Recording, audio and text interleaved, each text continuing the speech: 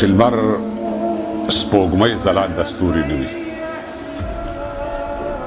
چې لمر سپوږمۍ ځلانده ستوري نه وي، چې زورور نه وي کمزوري نه وي، غرونه سیندونه سم او شاړه نه وي، چې دا جنت او دوزخ دواړه نه وي.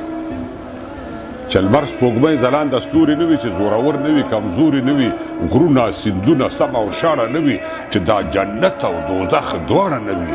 ربه معبوده په لویۍ ارځي، بیا دې هم ستایم په خدایۍ ارځي. خو په ځان ویرنه او خپل یاد کومه، په ځان ویرنه او خپل یاد کومه، دا احتجاج نه دی فریاد کومه. هلته مې قبر له سختیو ډک دی، دلته مې دا ژوند له ازغیو ډک دی.